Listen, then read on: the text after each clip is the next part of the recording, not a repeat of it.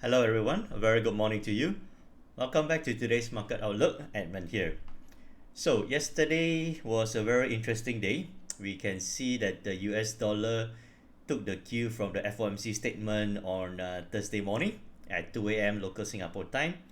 That was, I would say, the point of reversal where we can see that the US dollar from being bearish for the last 2 weeks or so, and ever since the FOMC statement on Thursday morning 2 a.m., we can see the US dollar building some consolidation. And yesterday the US dollar largely was on a bullish sentiment. So it was a very interesting day, and again it all got off from the FOMC statement. We will be having a look at the technical charts shortly, but before that, let us have a look at what are the economic events coming up for today. So for today, Friday, 12th of June, we will have a host of data coming out from the UK. Namely, the most important one will be the monthly GDP data, and followed by manufacturing production and also industrial production numbers, and also the goods trade balance from the UK. So all of this will be coming in at 2 p.m. local Singapore and Malaysia time. Again, we should be expecting some movements from 2 to 4 p.m. Okay, so here is the list. GDP data. Markets are expecting the numbers to come in at negative 18.6. So if any number that is slightly better than negative 18.6 will be a positive development for the UK pound, and theoretically it should strengthen the UK pound. Okay, but of course when we look at the UK pound in terms of yesterday's movement, as mentioned just now, the US dollar was largely bullish, okay, yesterday, and thus you see the UK pound being largely weak. So when the data comes out later at 2 p.m., there's a high chance that it could recover first, in a sense that the UK pound should be able to stage a mild recovery before deciding whether to go down or up later on. Okay, so this is what we're watching for later on at about 2 p.m. local Singapore time. Okay, so expecting it to have a mild recovery first. Okay, sorry, coming back to the calendar. So 2 p.m. a host of data coming out from the UK, and at 2:45 p.m. until 5 p.m. these are what I consider as minor data. First of all, we have the French final consumer price index numbers at 2:45 p.m. followed by Italy's quarterly unemployment rate. This unemployment rate number is again forecast to come in at a high of 8.8%.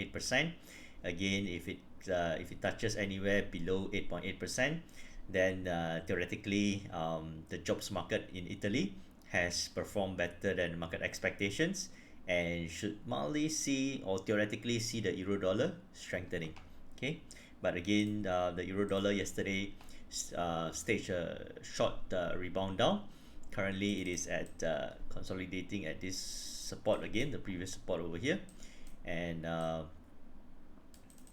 so highly likely the euro dollar is still on a slightly bullish mode, so it should be just trading sideways range at the moment for the euro dollar. Okay, so coming back to the economic calendar, significant data, I would say again this is wouldn't be a major impact. At 10 p.m. we will have the University of Michigan. This will be their consumer sentiment and also inflation expectations numbers. So again, regardless of what kind of data is coming out at certain times, as long as the UK and US markets are open, we should be able to see volume chart patterns and market movements between 2 to 4 p.m. and also 7 to 9 p.m. local Singapore and Malaysia time. So keep an eye on, I would say today's highlight will be on the UK pound. So moving on to some news that came out over the last 24 hours or so. The US dollar again recovered against most of the major currencies after hitting a 3-month low on Wednesday. So again, the US dollar has been bearish for quite some time, and again I would say personally the turning point was the FOMC statement, where it again announced that interest rates will be low for the next 2 years or so. I was again mentioned that the US dollar or the markets has probably factored in the expectation of interest rates to be low for a while, and thus you see the US dollar weakening to a 3-month low.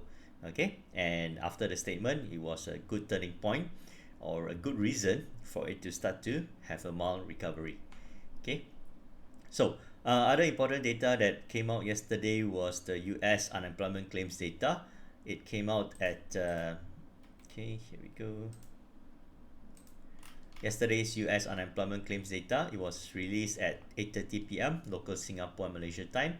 Markets was expecting the number to come in at 1.55 million Americans filing for social benefits. The numbers came in at 1.542 million, more or less in line, but slightly better than market forecast. And of course, theoretically, this is good for the US dollar. We do see the US dollar again recovering, but personally for me, that was not the main factor that made the US dollar strengthen, not the main factor.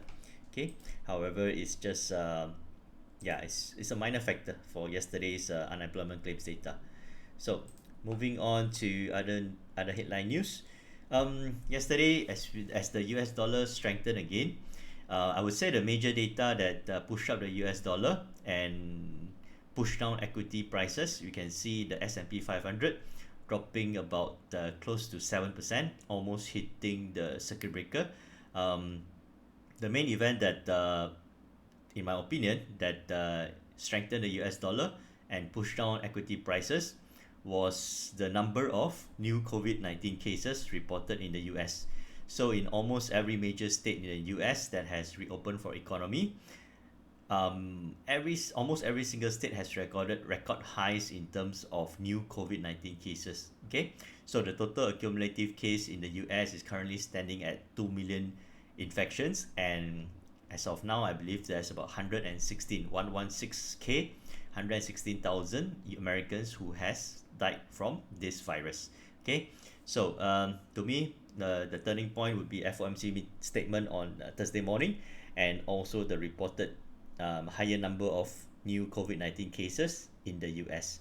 So what this means is, as the US economy has been opening up for the last couple of weeks, if there was no spike in the new coronavirus cases, then it should be fine, more or less fine.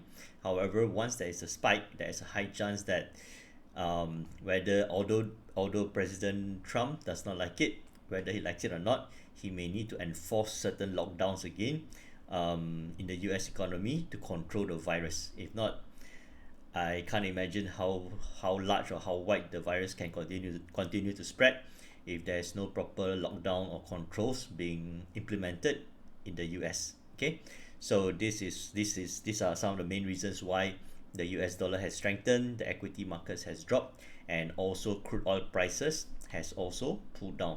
Okay, crude oil prices pulled down more than 3% yesterday. Okay, so we'll have a look at all of this during the technical analysis. Okay, so this about covers the economic news and data for today. Watch out for 2 p.m. local Singapore time for the list of economic data coming out from the UK, and towards the evening, I would say markets will just be moving as usual. We will just be having the consumer sentiment and inflation expectations data. Okay, so let us move on to the technical charts analysis.